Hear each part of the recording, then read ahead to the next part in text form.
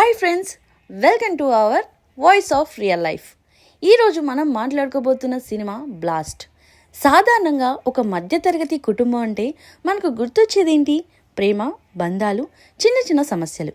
కానీ అదే కుటుంబం అవసరం వస్తే ఎంత ప్రమాదకరంగా మారుతుందో చూపించే సినిమా ఇది. కథలోకి వెళ్తే రాజా రామన్ అనే కరాటీ మాస్టర్ పాత్రలో అర్జున్ కనిపిస్తాడు. ఆయన కూతురు నీల చిన్నప్పటి నుంచే ఒక విషయం నేర్చుకుంటుంది.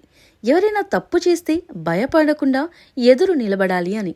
అదే పాఠం ఆమె జీవితాన్ని పూర్తిగా మార్చేస్తుంది. పెద్దయ్యాక నీల ఒక ఫార్మసీలో పనిచేస్తూ తనకు ఎదురైన అన్యాయాన్ని గట్టిగా సమాధానం చెప్పే అమ్మాయిగా మారుతుంది. కానీ ఆమె తీసుకున్న కొన్ని నిర్ణయాలు కుటుంబాన్ని చాలా పెద్ద ప్రమాదంలోకి నెడతాయి. ఆ తర్వాత జరిగేదే అసలు సినిమా. ఒకవైపు క్రూరమైన హంతకులు, మరోవైపు కార్పొరేట్ నేరస్తులు, ఇంకోవైపు స్థానిక గ్యాంగ్స్టార్లు. ఇలా ఎన్నో ప్రమాదకరమైన వ్యక్తులు నీల కుటుంబం చుట్టూ తిరుగుతూ చివరికి వారి ఇంటి గుమ్మం వరకు చేరుకుంటారు. ఇక్కడి నుంచే సినిమా పూర్తిగా యాక్షన్ మోడ్లోకి వెళ్తుంది. నిజం చెప్పాలంటే ఈ సినిమాలో కథ కంటే యాక్షన్కి ఎక్కువ ప్రాధాన్యం ఇచ్చారు. కొన్ని సన్నివేశాలు కేవలం తర్వాత వచ్చే ఫైట్ల కోసం పెట్టినట్టుగా అనిపిస్తాయి. కొన్ని చోట్ల విలన్లు చాలా పవర్ఫుల్గా కనిపించినా వారి నిర్ణయాలు మాత్రం కాస్త లాజిక్కు దూరంగా అనిపిస్తాయి. కానీ సినిమా బలం ఎక్కడంటే ఆ యాక్షన్ సన్నివేశాల్లోనే.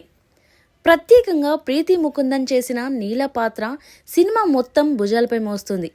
ప్రతి ఫైట్లోనూ ఆమె ఎనర్జీ, స్క్రీన్ ప్రజెన్స్ చాలా బాగుంటాయి. గుద్దులు, kicks, leg locks, hand to hand fights, ప్రతి యాక్షన్ మూమెంట్లో కూడా ఆమె ఎంతో నమ్మకంగా కనిపించింది. అభిరామి పాత్ర గురించి చెప్పాలంటే మొదట్లో ఒక సాధారణ తల్లిలా కనిపించిన కథ ముందుకు వెళ్లే కొద్దీ ఆమె పాత్ర కూడా బలంగా మారుతుంది. అయితే ఆమె పాత్రను ఇంటికే పరిమితం చేసిన విధానం మాత్రం కొంచెం నిరాశ కలిగిస్తుంది. అర్జున్ విషయానికి వస్తే సాధారణంగా ఒక్కడే 100 మందిని కొట్టే హీరోగా మనం చూసాం. కానీ ఈసారి కుటుంబానికి అండగా నిలిచే తండ్రి పాత్రలో చూడటం ఫ్రెష్గా అనిపిస్తుంది.